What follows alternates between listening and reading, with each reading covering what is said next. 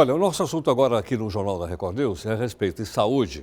Eu recentemente tive a oportunidade de participar de mais um congresso da Abrale.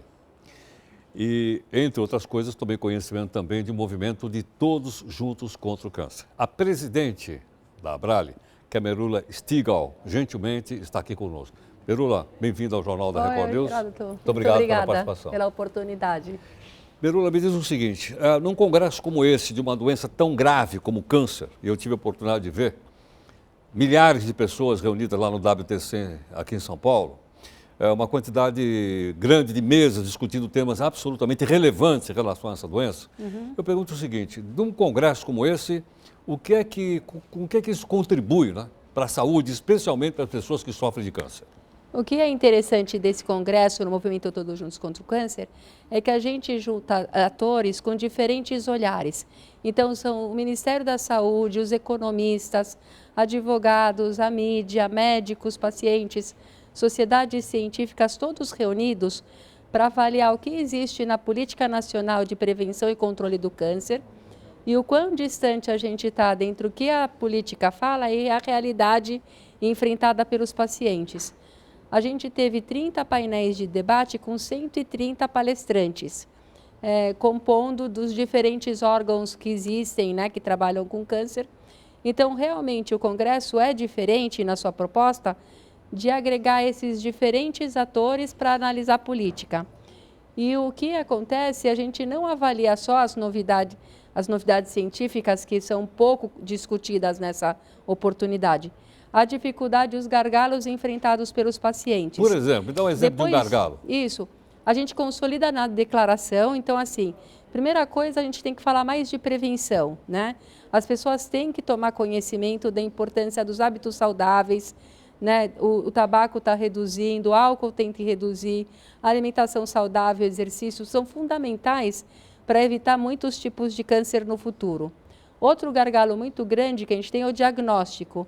Entre a pessoa sentir os sintomas e conseguir realizar uma biópsia para confirmação, o tempo médio é de 6 meses. 6 meses é muito ou pouco tempo? É muito tempo. É muito então, é muito tempo. O ideal seria que fosse no máximo em 30 dias, né? 30 dias no máximo? 30 dias no máximo, em função da agressividade. A doença acaba avançando. 65% dos cânceres são descobertos no estágio 3, que é mais avançado. São quantos estágios? São 3. São 3? São 3. São descobertos no terceiro? No terceiro estágio. Então, assim, no primeiro estágio, custa 1/10 do valor para você tratar o paciente, considerando só o valor do tratamento. Agora, sem contar o valor social de você ter uma cirurgia mais agressiva, um tratamento mais longo.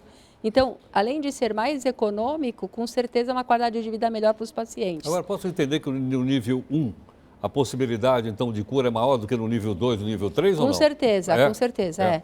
Quanto antes ser descoberto, melhor a opção de tratamento é mais branda e as chances de cura são maiores.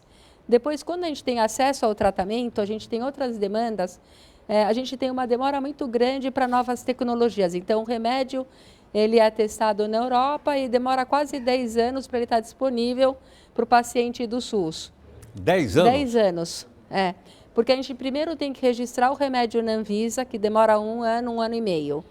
Depois ele fica disponível para o sistema privado e depois ele é avaliado por uma comissão no Ministério da Saúde para ser incorporado pela Conitec, que é uma agência que analisa, e depois os estados precisam concordar em também financiar esse remédio. Porque eles são caros? São remédios de alto custo, né? Isso também foi discutido lá. Por que essas novas tecnologias precisam custar tão caro? Então, assim, se a gente conseguir melhorar o nosso diagnóstico e entender, por exemplo, que no câncer de mama a gente tem mais de 50 subtipos e para cada subtipo existe um tipo de tratamento, a gente vai conseguir ter uma medicina mais personalizada para o câncer e com certeza um resultado melhor e um menor uso do recurso público. Mas, Merula, é por isso que muita gente entra na justiça e obtém lá uma decisão judicial para mandar comprar um tal remédio que não tem na lista do SUS? Exatamente. Então, assim, em função dessa demora da incorporação oficial pelo Ministério, o médico sabe, ele já testou uma terapia e não funcionou, o paciente não respondeu bem àquele primeiro tratamento. Então, ele quer tentar uma coisa mais moderna e não está disponível ainda. Então, o paciente recorre à justiça. Não é o ideal, mas é o que tem acontecido e tem levado a grandes debates sobre o custo, né, alto que o governo tem para financiar essa judicialização. Mas, infelizmente, é a forma que os pacientes têm encontrado para poder ter acesso. Agora, Marula, há casos também em que mesmo com o medicamento não estando registrado na Anvisa aqui no Brasil, as pessoas obterem a utilização dele através de decisão judicial?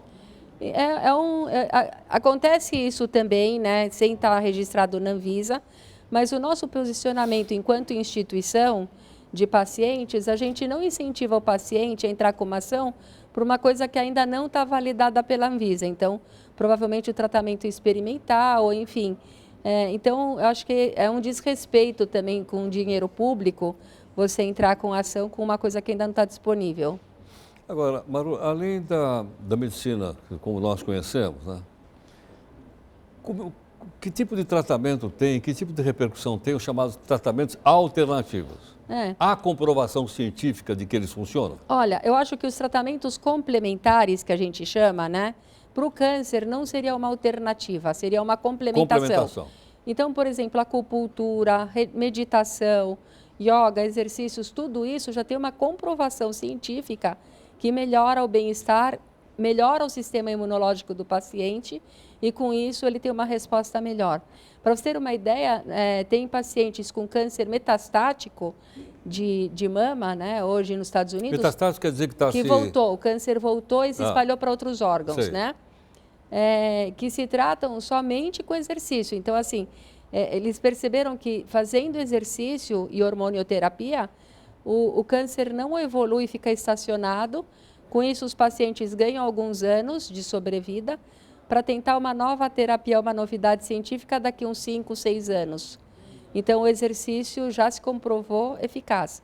E todas essas questões religiosas, a fé, né?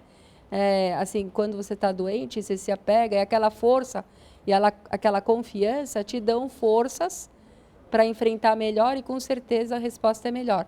Esse tema também foi discutido, né, das terapias complementares, então homeopatia, tudo isso, com certeza, vai conquistar mais espaço. Então, acho que é melhor eu usar o termo complementar do que alternativo, é isso? Isso, alternativo quer dizer, eu abandono a quimioterapia... Que não seria o ideal, que não seria recomendado. Tá. E outra questão também que está se discutindo bastante é a integralidade. Então, assim, você não tratar o paciente só do aspecto da doença, do câncer, mas você trabalhar com uma equipe, por exemplo, com psicólogo, nutricionista, fisioterapeuta, né? Então, você trabalhar o ser na sua integralidade. Então, equipe integralidade, né? Tratamento integral e terapias complementares. Também foi visto isso no Congresso. E outra questão assim, que a gente tem que discutir mais é o melhor uso do recurso público, né? Porque a gente percebe que o câncer ele representa quase 2 bilhões no orçamento dos gastos da saúde por ano. 2 bi? 2 bi, só de medicamentos. Então, com certeza, esse recurso, né, a gente percebe que muitas vezes eles compram equipamentos e daí percebem que não tem a porta adequada para instalar o equipamento. Então, assim, bem... Aí o equipamento fica lá no porão do hospital. No porão, isso. Então, assim, várias dessas coisas que nós, como instituição de pacientes, podemos ajudar o governo a fazer esse controle social e ter certeza que os recursos que são destinados para o câncer cheguem para a população que está precisando. A gente está enfrentando um período muito difícil, né, de assim, total abandono dos hospitais com a questão da alta complexidade. Câncer é muito complexo. Então, a gente precisa de uma atenção melhor dos gestores para que as pessoas tenham menos sofrimento. Agora, quantos por cento, então, da verba da saúde é destinada ao tratamento de câncer? Você falou em 2 bi, mas não tem ideia do percentual. Então, o total que o Ministério da Saúde tem de orçamento é 110 bi. Sei. O total do orçamento anual do governo. E mais 120, 130 bilhões são destinados pela saúde suplementar, os planos de saúde.